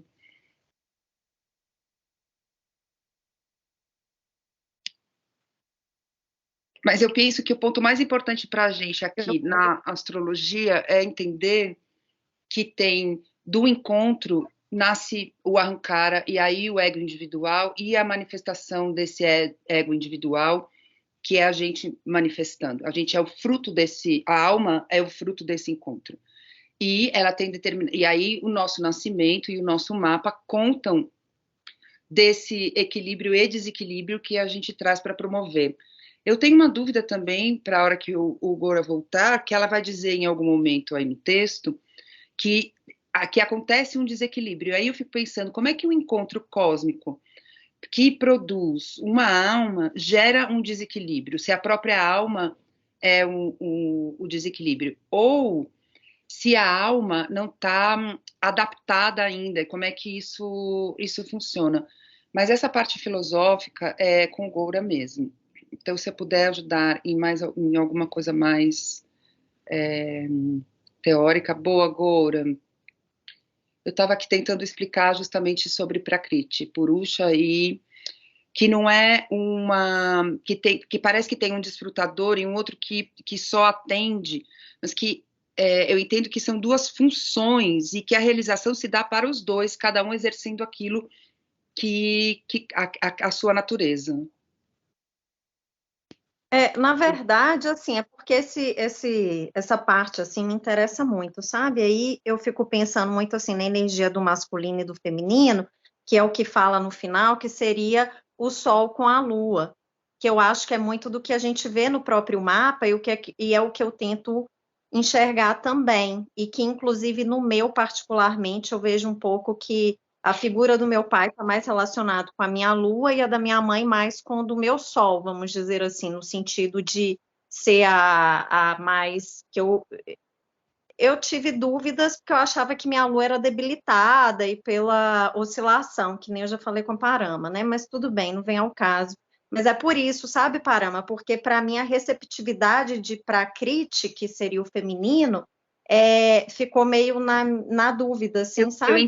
Eu entendi, Renata. E aí uma coisa que me ocorre rapidamente é que Libra é um signo, aspas, né? É um signo masculino e Escorpião é um signo feminino. E aí a minha ressalva eu sei que hoje em dia essas qualidades masculino e feminino elas não estão em moda, mas o estudo da astrologia é baseado em forças que são complementares.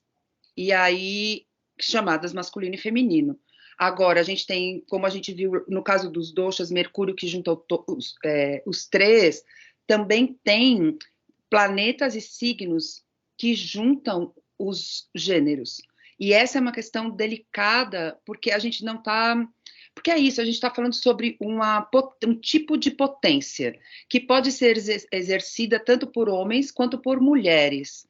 É isso, uma mulher pode ter uma potência masculina imensa e atuar assim, e aí a gente pode ver as características disso manifestadas pelo mapa, e vice-versa.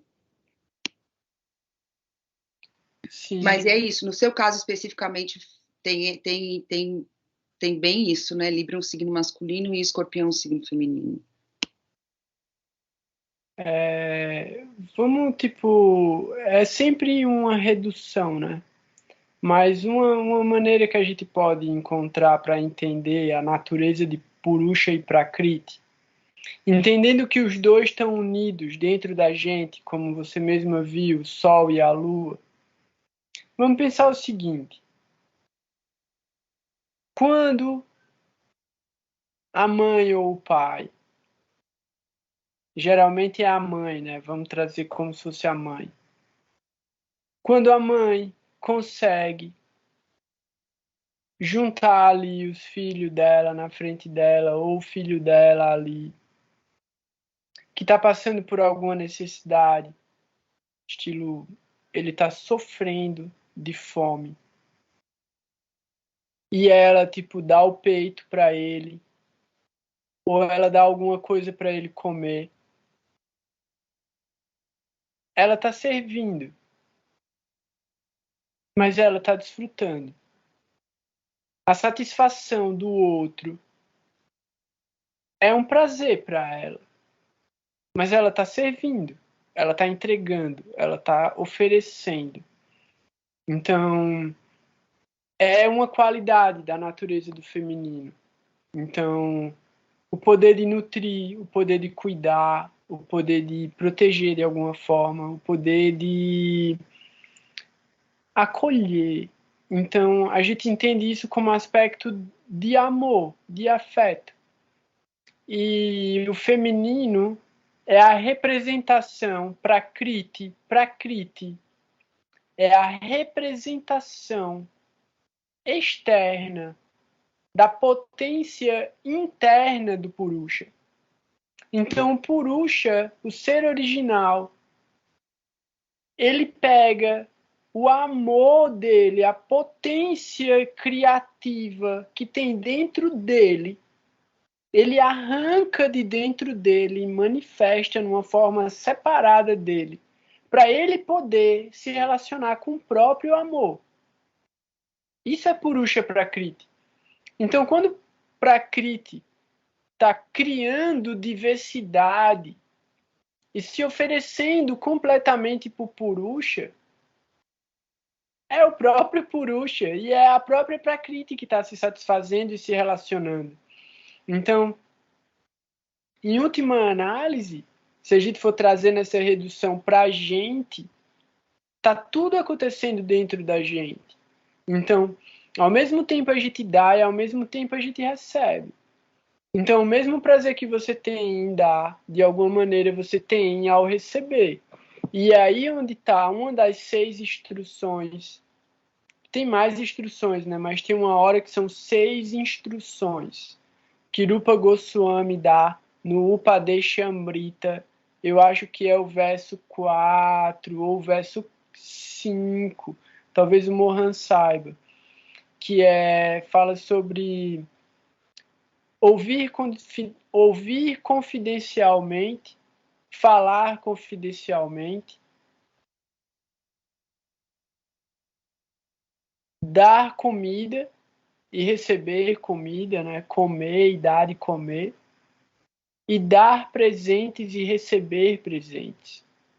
Então, isso são 6 recomendações sobre o relacionamento entre devotos, mas que a gente vê se manifestar em tudo dentro da reciprocidade da natureza material, né? Então, não é visto como algo negativo, de certa forma.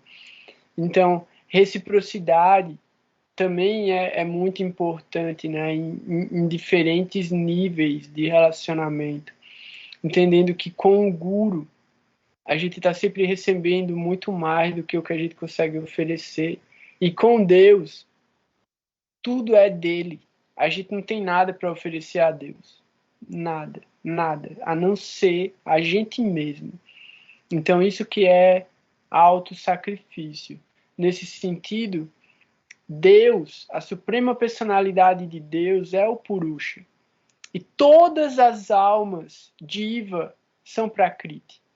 A única coisa que a gente tem para oferecer é a gente mesmo. Então, em última análise, na limitação de concepção mesmo, intelecto da gente, é por aí. Alguém tinha outra pergunta na hora que começou a treta aqui, eu tive que levantar. Eu não lembro quem era, se era Renato, se era Alexandre, não sei se as duas falaram.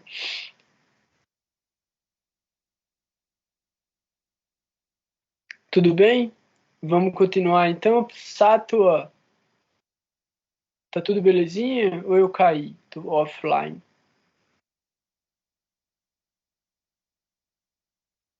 Beleza. Então vamos nessa.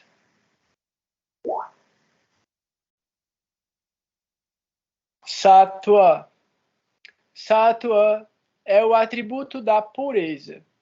Sat significa ser, existente, puro, verdadeiro e real.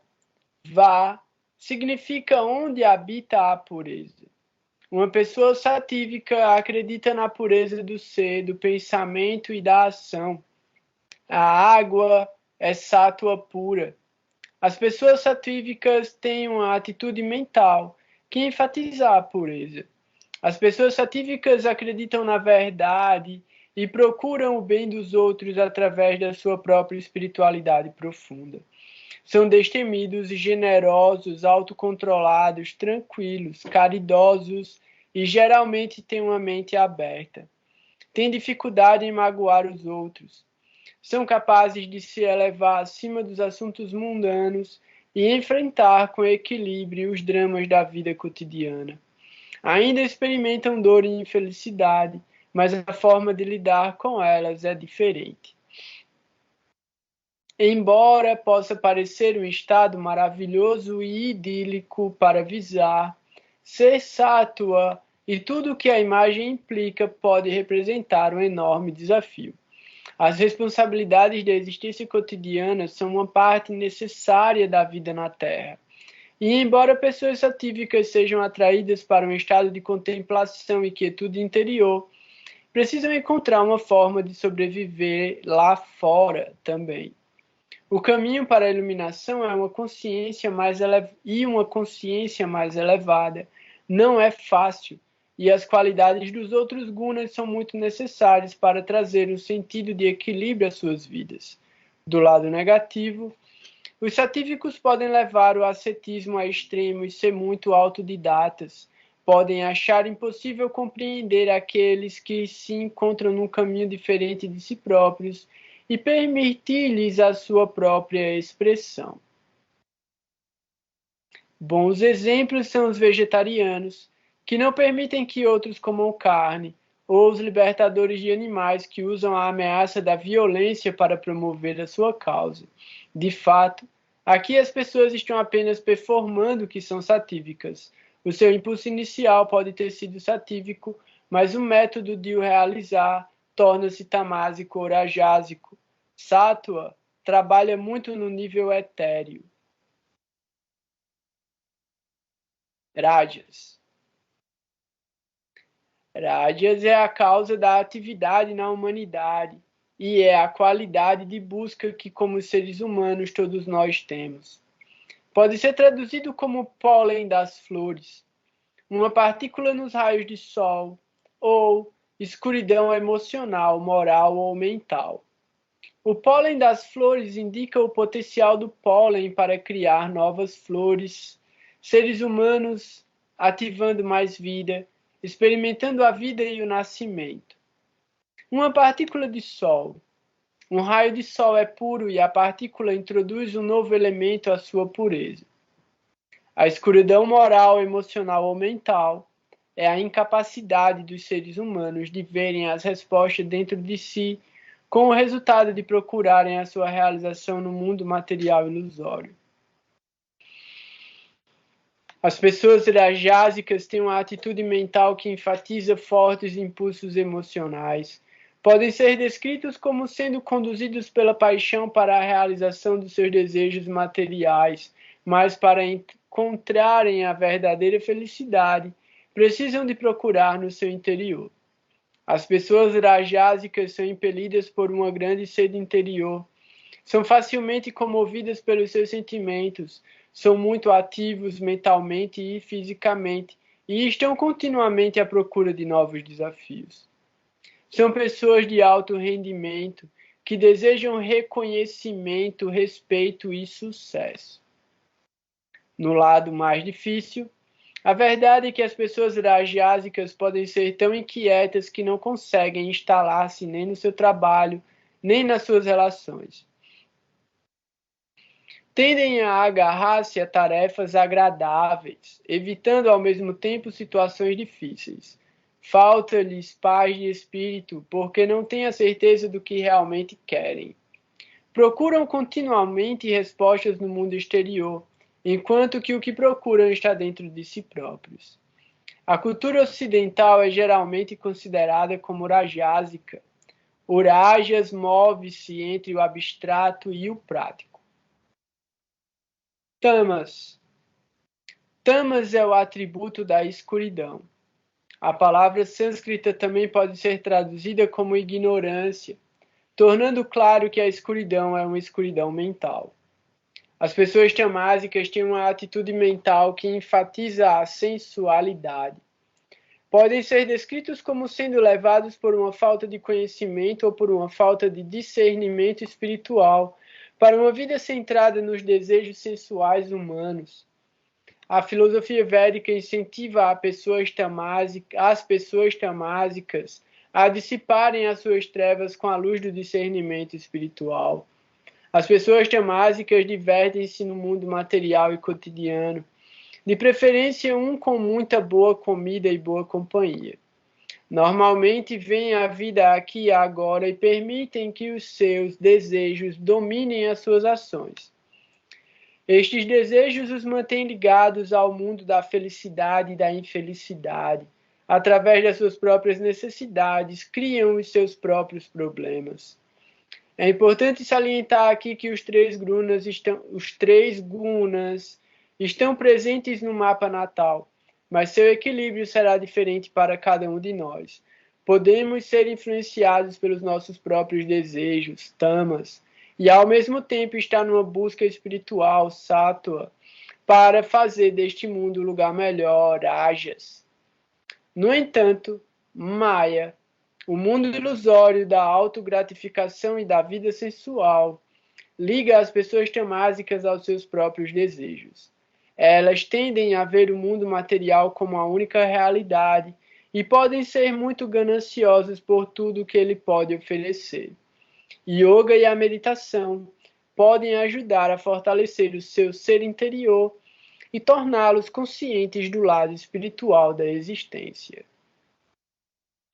Queria fazer uma observação rápida. Essas imagens que a gente vai ver, os slides, como disse o Goura, são a capa dos signos. Eu coloquei, pelo menos, acho que tem 5 ou 6 informações, nome, regente, símbolos, mas ainda é uma camada básica de informação para a gente ir acrescentando mais, ok? É isso. Mais palavras sobre os signos tá lá no código-fonte. Vai lá e pega. O que a Parama fez aqui é uma organização, foi uma apresentação, um trabalho, né, um seminário muito legal sobre os signos para estimular também vocês a fazerem o próprio estudo. Então isso aqui é uma apresentação incrível de um resumo de bastante conteúdo. Então, assim, vamos lá, porque agora vai ser rapidinho, vocês só vão pegar as palavras que respondem a pergunta da Alexandra e a gente finaliza hoje sobre signos e semana que vem a gente já traz planetas. Vamos lá. Signos, Rashis, Áries. Áries, o nome em sânscrito Mesha.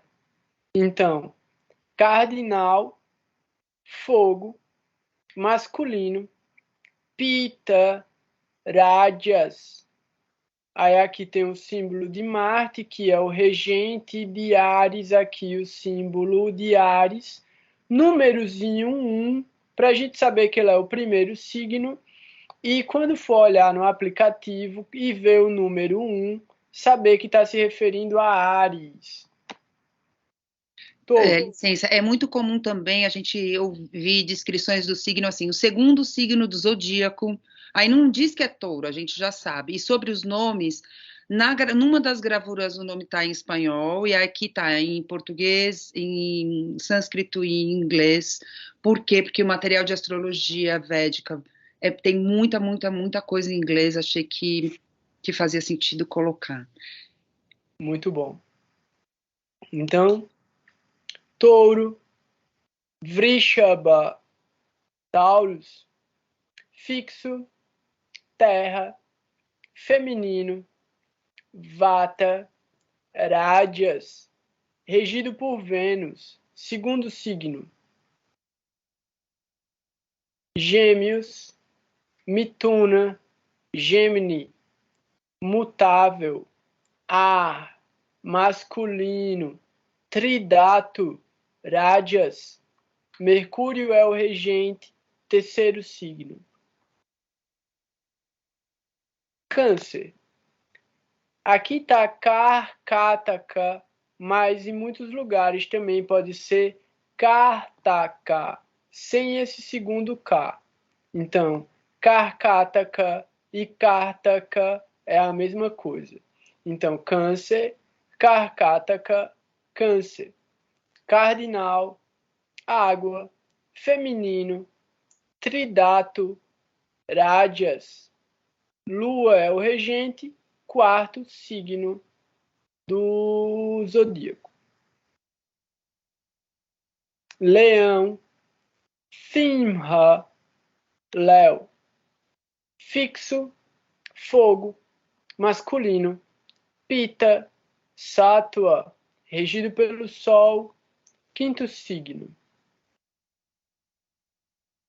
Virgem, Cânia, Virgo, mutável, terra, feminino, Vata, Tamas, regente Mercúrio, sexto signo.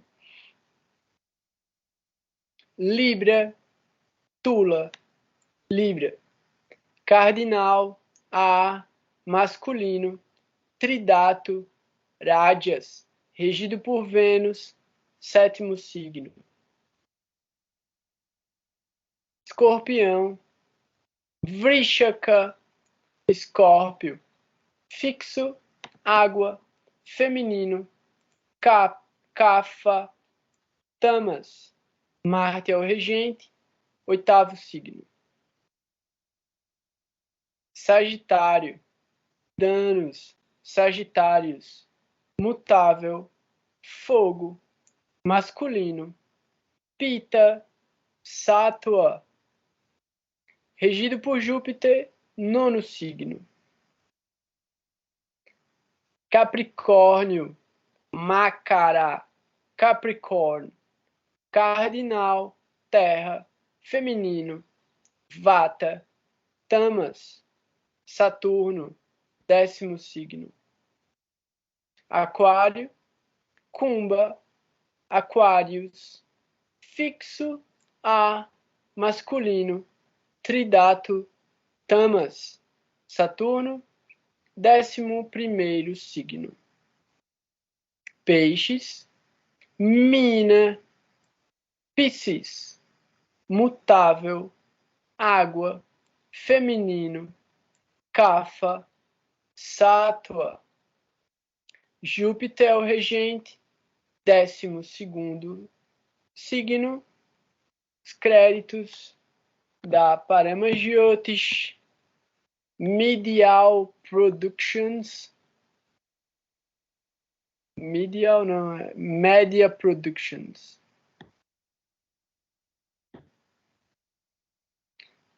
Então, galera, é isso. Um bom conteúdo, inclusive, sobre os signos. A gente tem bastante coisa para estudar sobre os signos. Cada um tem que olhar onde estão os signos, em que casa estão os signos no mapa. Aprofundar um pouquinho no estudo. Trazer dúvidas também. A gente está aproveitando o sábado justamente para fazer revisão, trazer dúvida, olhar bem para o mapa natal, entender bem o mapa natal, porque a gente vai fazer estudo de horóscopo. Então, o horóscopo da gente individual depende do conhecimento prévio sobre o próprio mapa. É para isso que a gente está estudando. Então, eu fico muito feliz que a gente ficou um tempão hoje aqui junto, falou sobre vários assuntos legais, e é isso, a Parama tá de parabéns, ficou muito bonito mesmo, o material tá ficando muito completo, com bastante assunto. Vai ter bastante conteúdo para a gente colocar aí, para a gente estudar. Bora aprender astrologia, porque é uma ferramenta muito especial, única, e funciona de verdade. Sim, é isso. Então, eu Só quero agradecer, viu, irmã? Agradecer mesmo, porque o material está muito bonito, Então, esplêndido, cheio de detalhes. Foi muito lindo mesmo. Gratidão. Uma delícia fazer também, e é isso, é um grupo, a gente se ajuda, serve de estímulo para mim. Eu fico muito feliz que vocês estejam aproveitando, porque é para isso que ele foi feito. Então, obrigada. Tamo junto. Massa. Então, assim, eu quero agradecer mais uma vez a presença de todo mundo. Eu fico imensamente feliz com a associação de vocês e com a oportunidade de fazer serviço. Que, além das glórias da Parama de ter feito o material, As glórias devem ser oferecidas para os mestres espirituais que transmitiram esse conhecimento através de uma misericórdia sem causa e que por causa deles, com tanto amor, com tanto afeto, com tanta sinceridade e devoção, a gente consegue se espelhar e se associar buscando por essas qualidades. Então, todas as glórias são para Srila Gurudeva. Já, Gurudeva. Todas as glórias são para todos os devotos que estão espalhados pelo mundo, carregando essa missão de promover e distribuir o conhecimento transcendental, e que a gente possa sempre se encontrar com esse propósito, com esse princípio de compartilhar essa misericórdia. Então, eu quero agradecer também aos mestres espirituais, e se tem algum benefício que possa ter sido promovido aqui para a gente, é por bênção deles, e agradeço as bênçãos e os desafios que estão no meu mapa, e, enfim, é isso. Obrigada. Beleza. Falou, galera. Eu vou colocar Gurudeva Kripa Bindu Dia. Eu estou testando um novo sistema agora de sonorização. Então, se der eco ou der alguma coisa errada, vocês me avisam que eu mudo. Só para dizer, hein? Diz aí, Mohan.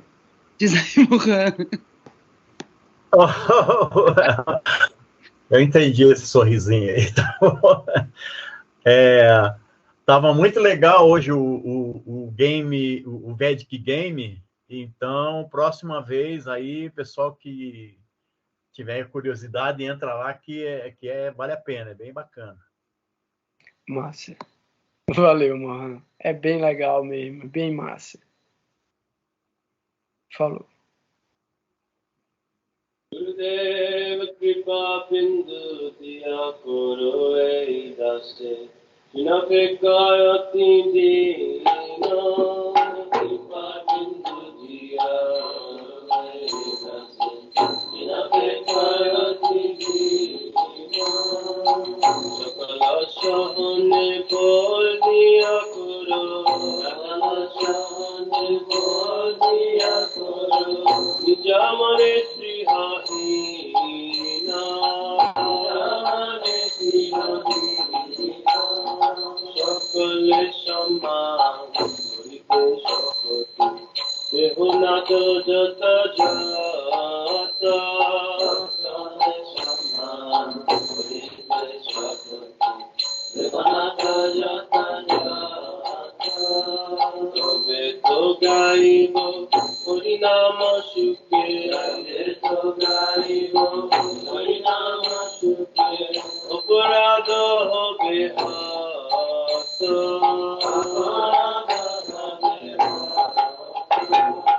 Obeheno Kripalo Vinyayo Sutata Hoi Benato Obehena Kripalo Vinyayo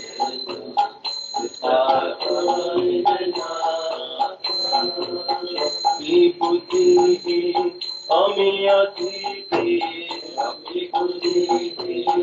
Amiyati Guru More Atmasata Guru More Atmasata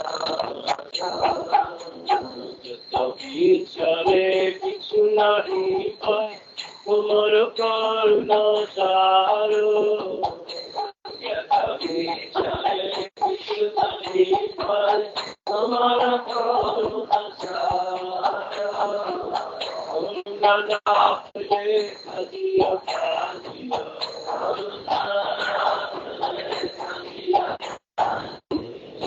Kana Tara Kadiya